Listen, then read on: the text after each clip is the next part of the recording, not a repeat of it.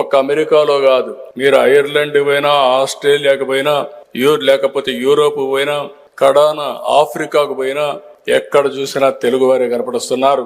ఎట్టయితే హైదరాబాద్ లో ఒకప్పుడు Jubilee hills కు వస్తే రిచెస్ట్ పీపుల్ ఉంటారో, పాష్ లొకాలిటీ కనపడుస్తుందో, ఏ దేశానికి పోయి గుడ్డిగా మీరు అక్కడికి వెళ్ళి పాష్ లొకాలిటీ ఏదని అడిగితే అక్కడ పోయి తెలుగు మాట్లాడితే మీకు తెలుగులో మాట్లాడే వ్యక్తులు దొరుకుతారు.